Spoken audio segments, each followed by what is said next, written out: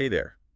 Ready to dive deep into global politics? Always ready for that. We've got some readings here, and they really dig into, like, who's really running the show in our world that's, so interconnected these days. Yeah. And it's not as straightforward as you might think. Right. We're talking about, like, the UN, the WTO, even massive companies like Google, Oh, yeah. all on a global scale. It really makes you think, like, how much power do individual countries actually have nowadays? Yeah. And are these big international organizations actually working for everyone? Right. Or are they really just looking out for a select few? It's a good question. And it's not just some theoretical debate. Oh, absolutely not. This stuff has a real impact on our everyday lives. For sure. Everything from the price of groceries to what news we see online. Definitely. So first up, let's talk about this whole idea of economic interdependence.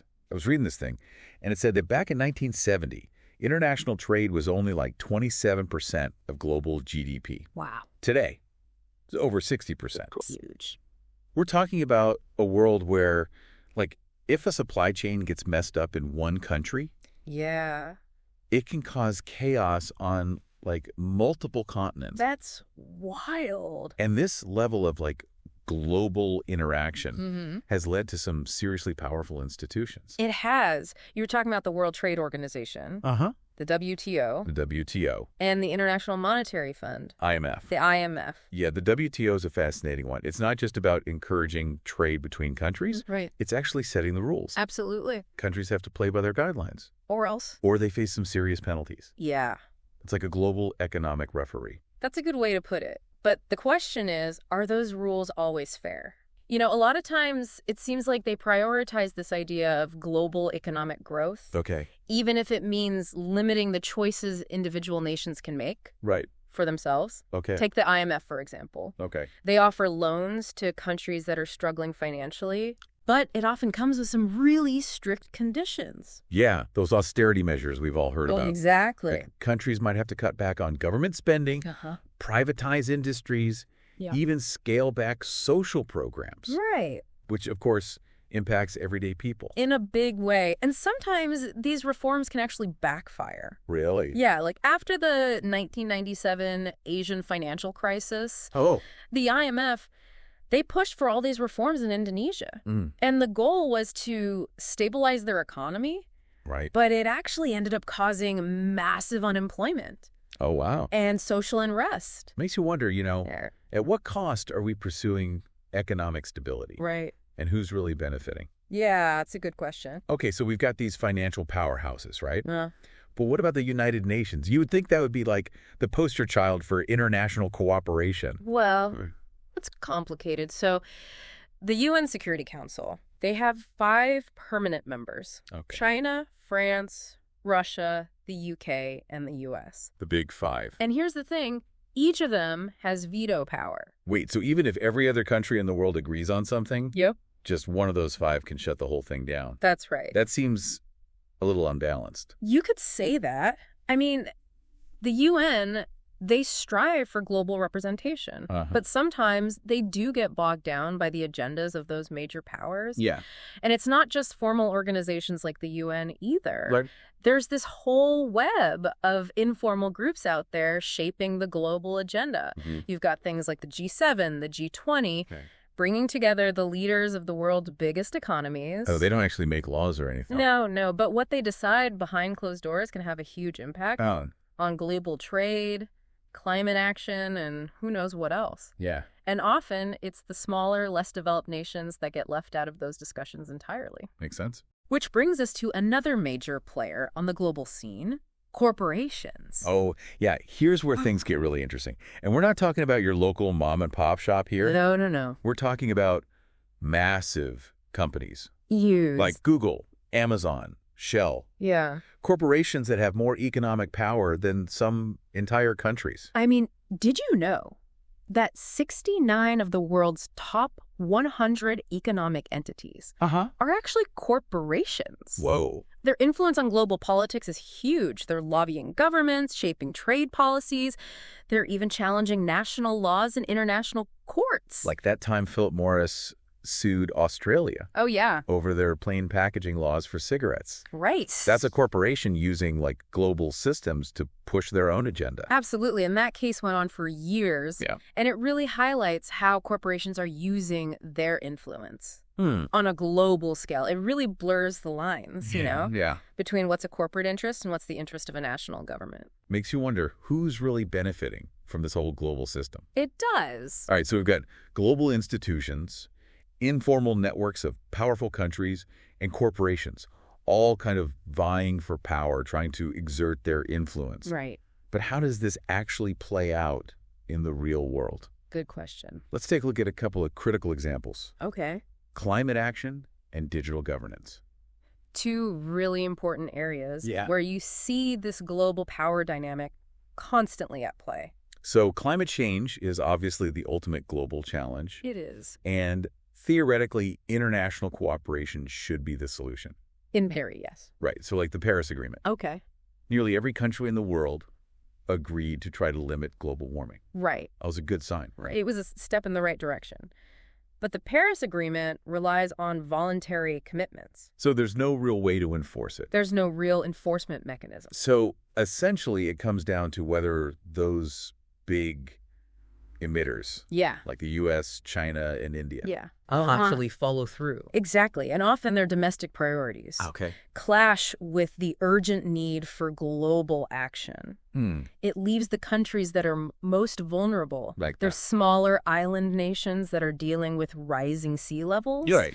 It leaves them in a very precarious position. Yeah. They're calling for stronger action, but their voices are often drowned out by the economic interests of the more powerful countries. Really highlights how in this global system, Yeah, some voices carry a lot more weight than others. absolutely. Okay, let's switch gears a little bit and talk about the digital world. Okay. I mean, you've got tech giants like Google, Facebook, TikTok. Right. They've become these global forces impacting billions of lives. They control what we see, how we communicate, For sure. even how elections play out. Yeah. But who's regulating them? That is the million-dollar question. Individual countries are trying, Yeah. but it's a tough job.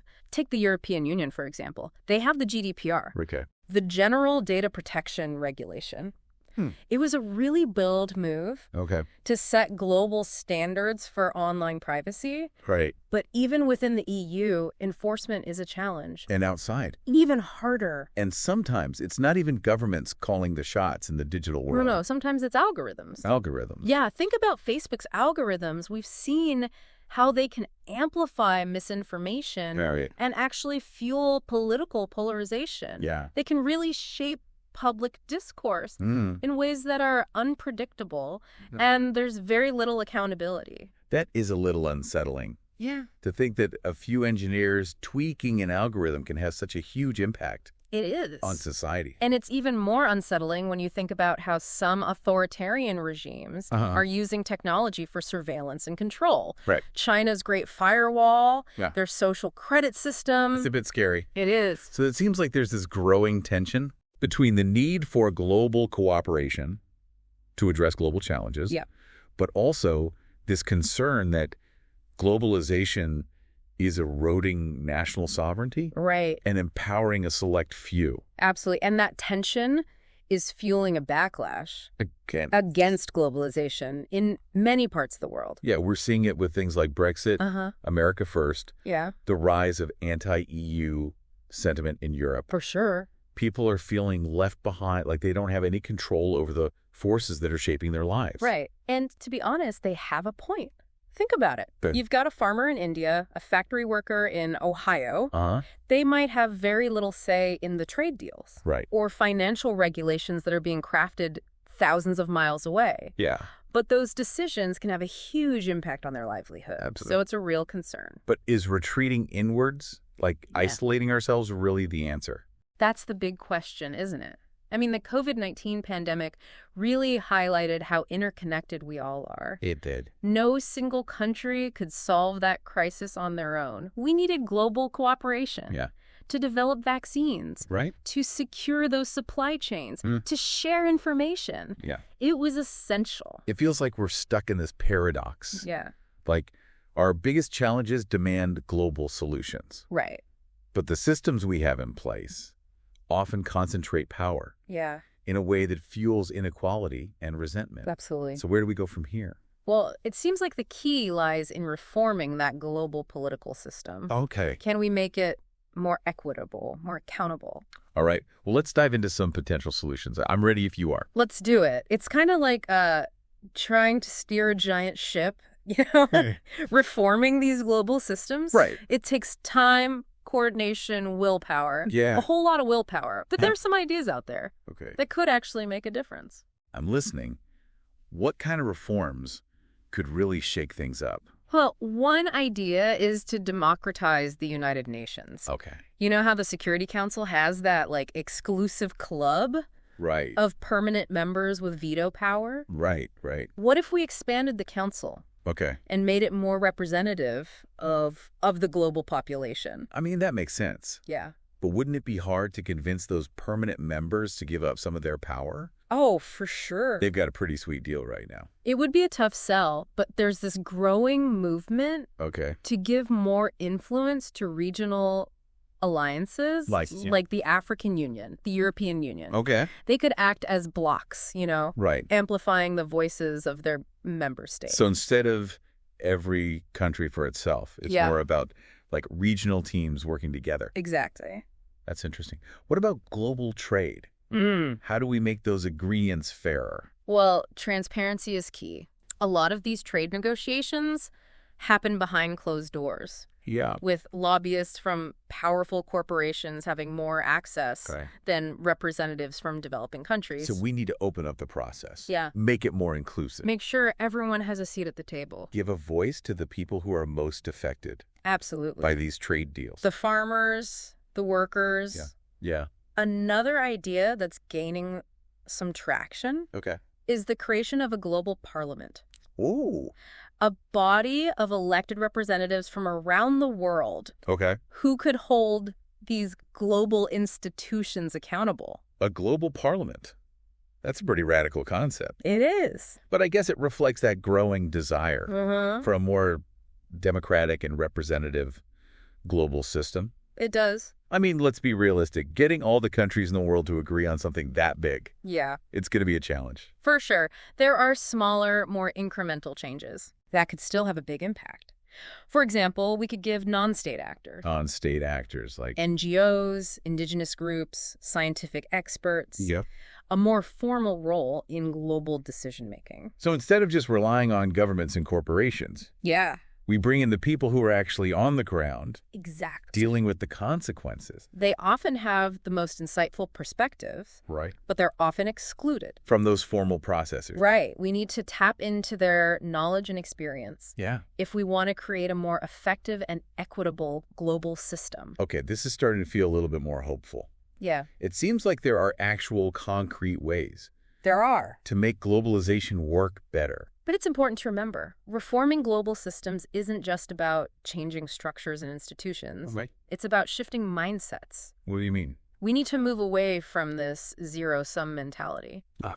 The idea that one country can only win if another one loses. Right, like the America First approach. Yeah. If America puts its own interests first, it automatically comes at the expense of other countries. Yeah, it's a very limited perspective. It is. We need to cultivate a sense of shared responsibility. Okay. Recognize that our fates are intertwined. Right. What happens in one part of the world affects us all. I mean, the pandemic showed us that, right? It did. Yeah. And the same goes for climate change, global poverty, inequality. These are all challenges that transcend borders. Right. We can't solve them by retreating inwards, Right. trying to go it alone. So we're talking about like a fundamental shift in perspective from national interests to global solidarity. Exactly. And that's a tall order. It requires a willingness to see ourselves, Okay. not just as citizens of a nation, but as citizens of the world. I know this might sound idealistic, but wouldn't it be amazing if we could actually harness the power of globalization to address these global challenges, like collectively? It would be a game changer. Imagine what we could achieve if we pooled our resources, shared our knowledge, and worked together. That's a powerful vision. But how do we actually get there? Well, it all starts with individual actions. Wait, are you saying that someone like me can actually make a difference in this whole global power struggle? Absolutely. Every choice you make as a consumer, a voter, an activist, it all sends a ripple through this interconnected system. Okay, give me some examples. How can my everyday actions contribute to a more just and equitable world? For starters, think about your consumer choices. Okay. Do you support companies that exploit workers in developing countries? Okay. Or do you choose products that are ethically sourced and sustainably produced? I'll be honest, I don't always think about those things when I'm shopping. Yeah. But I'm starting to see how my spending habits are actually a way to vote Right. on the kind of world I want to live in. It is. And it's not just about what you buy. Yeah. It's also about where you invest your money. Do your savings support companies that are contributing to climate change or human rights abuses? Wow, I never even thought about that. And then there's your digital footprint, the information you consume, the platforms you use, the data you share. All of those choices, they shape the digital landscape. Right. And influence the power dynamics in that realm. You're right. I need to be more conscious of what I'm doing online. Yeah. It's not just about my own privacy. It's about contributing to a healthier digital world, Absolutely. a more equitable digital world. And then there's civic engagement. Do you vote in local and national elections? Okay. Do you support organizations that are working to address global issues? Do you speak out against injustice? Seems like even small actions can create a ripple effect. They can. Every time you choose to buy fair trade coffee, divest from fossil fuels, support a local charity, sign a petition, you're contributing to a shift. Yeah. Consciousness, Yeah. a movement towards a more just and sustainable world. This is actually pretty empowering. It's easy to feel overwhelmed by all this stuff. Yeah. The complexities of global politics. It is complex. But you're reminding me that we all have a role to play, We do. no matter how small. And remember, it's not about being perfect. Okay. It's about being mindful, making conscious choices, using your voice to advocate for a better world. I like that. It's not about waiting for governments or corporations to fix things. Right. It's about taking action ourselves Yeah. in our own lives Yeah. to contribute to the change we want to see. Exactly. And when enough people start making those choices, Yeah. it creates a momentum that can't be ignored. It forces those businesses to change. Okay. It pressures governments to adopt more equitable policies. Uh-huh. And it inspires others to join the movement. Like a chain reaction Yes. of positive change. Starting with those small individual actions. Exactly. And remember, it's not just about what you do. It's about how you inspire others to do the same. Talk to your friends and family, share your knowledge, challenge assumptions, help create a culture of conscious global citizenship. This has been incredibly eye-opening. Good. I feel like I'm seeing the world through a whole new lens. That's great. But after all this talk about global power dynamics, potential solutions, Yeah. I can't help but wonder, are there some forces that are just too big to change? Are there some aspects of this globalized system that are just inherently resistant to reform? That's the question, Yeah. That keeps even the most optimistic reformers up at night. Right. There are definitely some deeply entrenched power structures out there Okay. that are going to be incredibly difficult to change. So, what are the biggest roadblocks to a more just and equitable global system? What are you most worried about? Well, I think one of the biggest challenges is just the sheer concentration of wealth and power in the hands of a select few. We're talking about multinational corporations with more economic clout than many countries, billionaires who can basically influence elections, shape public opinion, and then you have these entrenched elites who, They benefit from the way things are. Exactly. It's like that saying, power concedes nothing without a demand. It just doesn't seem very likely that those at the top are going to willingly give up their power and privilege. You're absolutely right. And they have a whole arsenal of tools to maintain their grip on power. Right. Lobbying, campaign contributions, media manipulation, you name it. It can feel kind of overwhelming sometimes, Yeah. Like we're up against this system that's rigged against us. How can we possibly make a dent in that? It's definitely an uphill battle, but history has shown us that even seemingly unbreakable power structures can change. Okay. You look at social movements, technological disruptions, shifts in cultural norms. Wow. These have all led to major transformations in the past. So there's hope. There's always hope. But it's going to take a multi-pronged approach, I think. We need to keep pushing for reforms from within the system, but also support those grassroots movements that are challenging the system from the outside. So working within the system and disrupting it at the same time. Yeah. It's about being strategic, creative, persistent. It's a marathon, not a sprint. Right. We need to think long term. Okay. And be prepared for the long haul. Another thing that worries me is this rise of nationalism and populism we're seeing around the world. It seems like these movements are really tapping into people's anxieties about globalization. Yeah. But they're offering these simplistic solutions. That might actually make things worse. Exactly. I mean, it's understandable if people feel left behind. Right. They're drawn to leaders who promise to put their country first. Yeah. But withdrawing from international agreements, building walls, those aren't real solutions. they might feel good in the short term, but ultimately they're self-defeating. We can't solve global problems in isolation. The pandemic really showed us that, It did. We can't just shut ourselves off from the rest of the world. We're all in this together, whether we like it or not. So how do we counter that nationalist narrative? How do we convince people that cooperation and global solidarity aren't just like nice ideas, but actually essential for our survival? I think we need to reframe the conversation around globalization. It's not just about trade deals and economic indicators. It's about our shared humanity, our interconnectedness, our responsibility to take care of each other and the planet. So appealing to people's hearts as much as their minds. Absolutely. We need to tell stories that resonate with people, highlight the human faces of globalization, show how cooperation leads to real benefits. For everyone, not just a select few. Exactly. It's about making globalization work for the many, not just the few. And it's about empowering people, helping them see themselves as agents of change, not just passive recipients of these forces. So it's not just about reforming institutions. Right. It's about changing our own mindsets and behaviors. Exactly. We need to cultivate a sense of global citizenship. Recognize that we're all part of something bigger than ourselves. Okay. And we have a responsibility to shape the future of our planet. Wow, you've given me a lot to think about. Reforming the global political system is a huge task, but it's clear that it's something we can't ignore. Agreed. The future depends on it. Our ability to find ways to cooperate, share resources, address these challenges together. This deep dive has been so insightful. I really feel like I have a much better understanding of how the world works and what we can do to create a more just and equitable future. Any final thoughts for our listeners? Just as we navigate this complex world, it's constantly changing, stay curious, stay engaged, and stay hopeful. The future isn't predetermined. It's something we create together through our choices, our actions, our belief in a better world. Beautifully said. And on that note, we'll leave you with this thought. The power to shape the future isn't just in the hands of world leaders or CEOs. It's in your hands, too. Use it wisely.